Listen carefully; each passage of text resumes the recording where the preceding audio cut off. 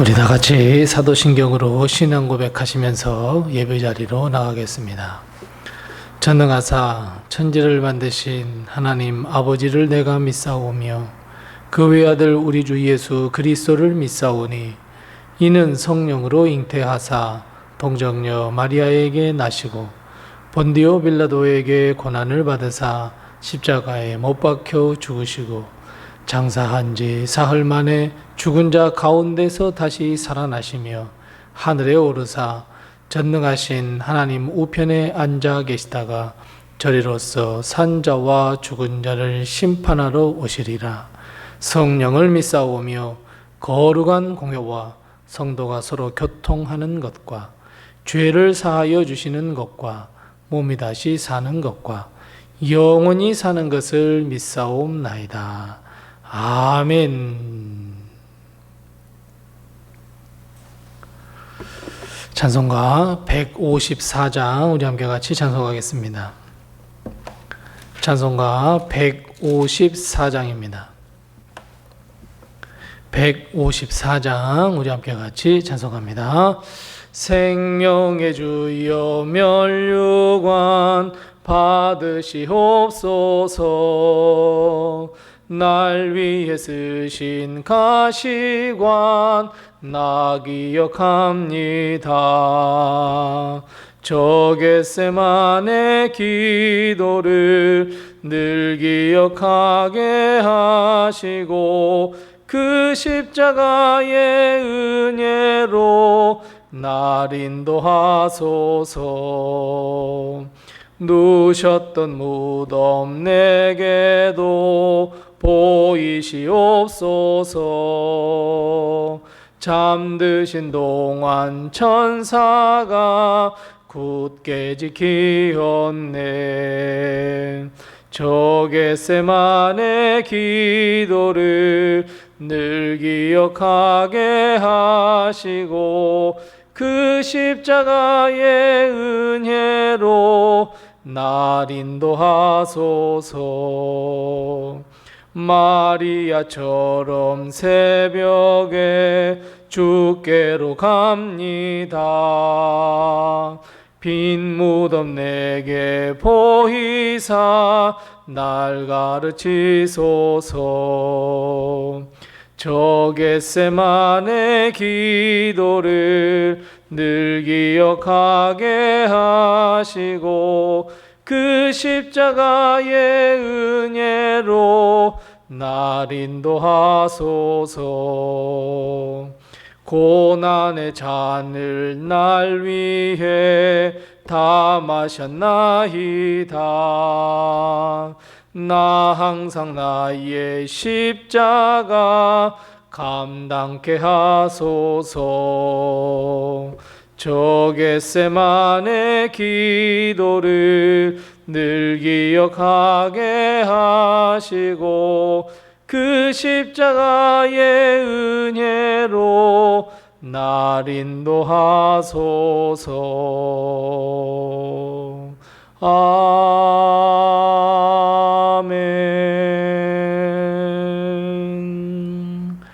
아멘. 오늘 시간 하나님께서 우리에게 주시는 말씀은 신약성경 마가복음 8장 31절 말씀부터 33절 말씀입니다. 신약성경 67면에 있는 마가복음 8장 31절 말씀부터 33절 말씀입니다. 신약성경 67면에 있습니다. 마가복음 8장 31절 말씀부터 33절 말씀까지 우리 같이 한 목소리로 이 말씀을 봉독합니다. 인자가 많은 고난을 받고 장로들과 대제사장들과 서기관들에게 버림받아 죽임을 당하고 사흘 만에 살아나야 할 것을 비로소 그들에게 가르치시되 드러내놓고 이 말씀을 하시니 베드로가 예수를 붙들고 항변하매 예수께서 돌이키사 제자들을 보시며 베드로를 꾸짖어 이르시되 사탄아 내 뒤로 물러가라. 내가 하나님의 일을 생각하지 아니하고 도리어 사람의 일을 생각하는도다 하시고. 아멘. 이번 한 주간 동안도 그리고 오늘 하루도 하나님의 큰 축복과 은혜가 우리 교회와 성도님들의 가정에 늘 함께 하시기 바랍니다. 이 땅을 밟고 살아가는 우리 모두는 특별한 이유를 가지고 이 땅에 태어났습니다. 어느 누구 하나 특별한 목적 없이 그냥 운명처럼 그냥 어떻게 하다 보니까 이 땅에 태어난 것이 절대로 아닙니다. 다른 사람에 비해서 가진 것도 없고 큰 영향력을 행사하지 못한다고 할지라도 우리는 분명한 목적과 특별한 이유를 가지고 이 땅에 태어났습니다. 그리고 그 특별한 이유를 다른 말로 이야기하면 맞습니다. 사명입니다.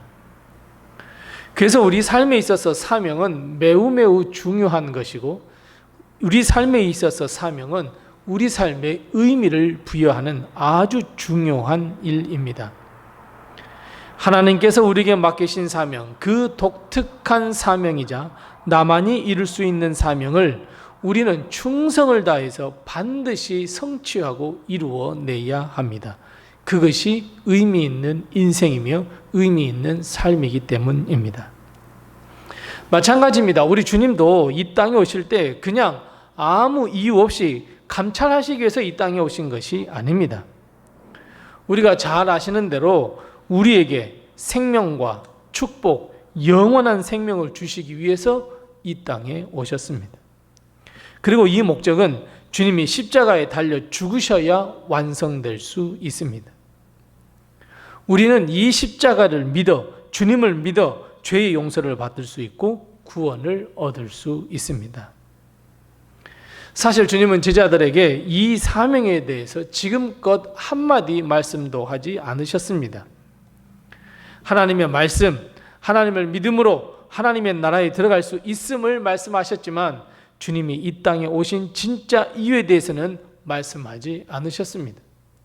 주님은 이 땅에 세상을 구원하기 위하여 오셨다라고 말씀하셨지 어떠한 과정을 거쳐서 그 구원을 이룰 것이라고 단 한 번 말씀하지 않으셨습니다. 왜냐하면 단 한 가지 이유입니다. 제자들의 믿음 때문이었습니다. 우리가 지난 시간에 은혜를 나눴던 것처럼 주님은 제자들에게 세상 사람들이 나를 누구라고 하느냐 물으셨습니다. 제자들은 있는 그대로 세상 사람들이 주님을 누구라고 아는지 알려드렸습니다. 그리고 난 후에 주님은 제자들에게도 똑같은 질문을 던지셨습니다. 그렇다면 이 문제에 대해서 너희는 어떻게 생각하느냐라고 정리할 시간을 주신 후에 다시 물으셨습니다. 너희는 나를 누구라 하느냐? 이때 베드로가 제자들을 대표해서 아주 위대한 신앙 고백을 합니다. 주는 그리스도시요 살아계신 하나님의 아들이십니다.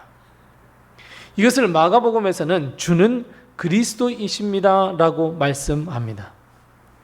주님은 이 고백을 들으신 후에 제자들에게 주님께서 오신 그 정말 목적, 어떠한 과정을 거쳐서 구원을 완성해야 할 것인지 그 이유를 명확하게 설명해 주셨습니다. 오늘 본 말씀 31절 말씀에 보면 주님이 장로들과 제사장들과 서기관들에게 버림받고 죽임을 당하며 사흘 만에 다시 살아날 것을 비로소 이때야 가르쳐 주셨다 말씀합니다. 제자들의 믿음을 보시고 비로소 처음으로 하신 말씀이었습니다. 사랑하는 성도 여러분, 주님이 왜 이 땅에 오셨습니까? 단 하나입니다. 나를 위하여, 우리를 위하여 십자가에 달려 죽으시기 위해 이 땅에 오셨습니다. 우리 죄를 대신 홀로 십자가에 다 짊어지고 가셔서 대신 죽으시고 우리에게는 영원한 생명을 주시기 위하여 이 땅에 오셨습니다. 물론 가난한 자에게는 부요함을, 보지 못하는 자에게는 다시 봄을, 걷지 못하는 자에게는 걷게 함을, 자유하지 못한 자에게는 자유를 주시기 위해서 오셨지만 궁극적으로 우리의 죄를 용서해 주시고 구원, 영생을 주시기 위해 이 땅에 오셨습니다. 자, 그런데 여러분, 주님이 이 말씀, 즉 주가 이 땅에 오신 이유를 제자들에게 가르쳐 주셨는데 제자들의 반응은 어떠했다고 오늘 말씀합니까? 제자들을 대표해서 다시 베드로가 나섰습니다. 오늘 본 말씀 32절 말씀에 보면 주님께서 자신의 죽으셔야 함을 드러내놓고 말씀을 하시니 제자들을 대표로 하여 베드로가 항변했습니다. 그럴 수 없습니다. 그럴 일을 당하지 않도록 하겠습니다. 어찌 보면 정말 동상이몽과 같은 상황입니다. 제자들은 주님이 자신들과 함께 계시고 결국에는 이스라엘의 왕이 되신 후에 자신들에게 한 자리씩을 나누어 줄 알았습니다. 그걸 상상했는지 모릅니다. 하지만 주님은 십자가에 달려 죽으셔야 한다고 이 땅에 오신 이유를 말씀하셨습니다. 완전히 제자들의 기대와 제자들의 생각과는 빗나가는 말씀입니다. 그런데 여러분, 오늘 본문, 아니 주님이 이 땅에 오신 그 이유, 그 목적을 말씀하시면서 제자들이 놓쳐버린 말씀 하나가 있습니다. 여러분, 어떤 말씀일까요? 어떤 말씀을 우리는 자주 놓치게 될까요? 제자들이 이 놓쳐버린 말씀 때문에 십자가에 달려 돌아가신 후 제자들은 갈피를 못 잡고 두려움에 빠져야 했습니다. 담대하지도 못했습니다. 성령 충만해지기 전까지는, 예수님을 만나기 전까지는 아무것도 못했습니다. 제자들이 어떤 말씀을 놓쳤습니까? 맞습니다. 제자들은 십자가에 달려 죽으신다, 이 대제사장들과 바리새인들과 장로들과 서기관들에게 버림받아 죽는다, 바로 이 말씀에 초점을 맞춘 나머지 그 뒤에 하신 말씀, 사흘 만에 내가 다시 살아날 것이다 라고 하는 이 희망과 은혜의 말씀을 놓쳐버렸습니다. 사흘 만에 다시 살아난다는 이 말씀을 놓쳐버렸습니다. 왜냐하면 고난과 죽음이 제자들의 마음을 사로잡아 버렸기 때문입니다. 주님은 분명히 말씀하셨어요. 내가 죽지만 3일 만에 다시 살아날 것이다 라고 분명히 말씀하셨습니다. 만일 제자들이 죽음이라고 하는 말 대신에 부활이라고 하는 말씀을 더욱 가슴에 깊이 새겼었더라면 어떤 일이 벌어졌을까요? 아마도 주님이 실제로 십자가에 달려 죽으셨을 때 다시 살아날 것을 믿었다면 담대하게 주님의 부활을 기다렸을 것입니다. 하지만 부활이라고 하는 것보다 죽음이라고 하는 두려움이 그의 마음들을 사로잡아 버리자 결국 믿음도 뿌리치고 주님의 일을 막고 사람의 일을 생각하게 하며 하나님의 일을 하지 않고 정을 생각하게 하는, 정말 주님의 뜻과 마음을 그르치려 한 행동을 보이고 있습니다. 마찬가지입니다. 사랑하는 성도 여러분, 우리가 반드시 기억해야 할 것은 주님은 우리를 위하여 십자가에 달려 죽으셨습니다. 대속의 죽으심입니다.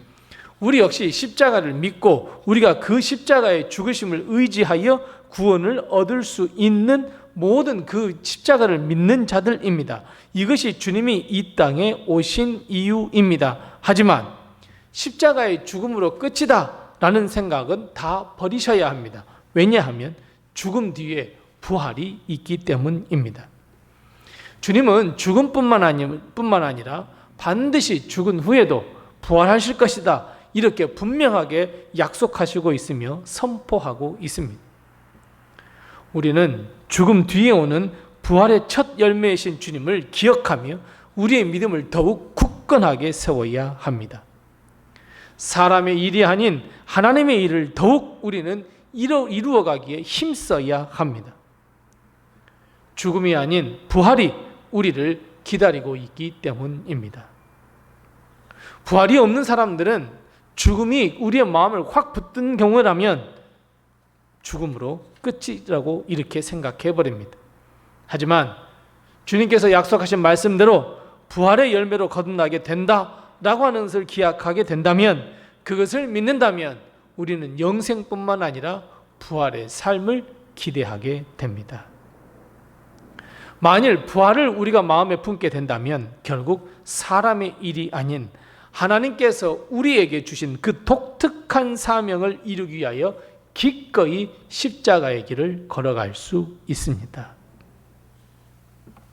십자가의 길을 걷는 우리는 죽음이 아닌 부활의 길, 하나님의 나라를 향한 소망의 삶을 살 수 있기 때문입니다. 그래서 여러분, 오늘 우리는 다시 한번 주님처럼 내가 이 땅에 왜 살고 있는지를 다시 한번 깨달아야 합니다. 이것은 남, 녀, 노, 소 관계가 없습니다. 이 땅을 밟고 있는 한은 반드시 이루어야 할 십자가의 길, 사명의 길, 하나님의 일, 주님을 따르는 길, 이것이 부활의 영광의 길이라는 것을 반드시 기억하시고 부활하신 주님을 더 깊이 묵상하며 그 부활하신 주님을 따라 나도 부활할 것이다 라고 하는 소망을 가지며 참된 믿음 안에서 승리하며 걸어가는 우리 모든 성도들이 다 되시기 바랍니다. 기도하겠습니다.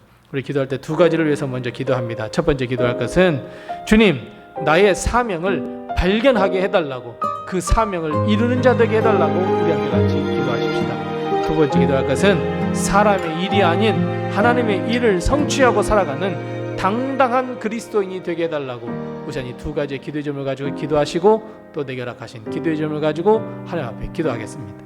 기도하겠습니다.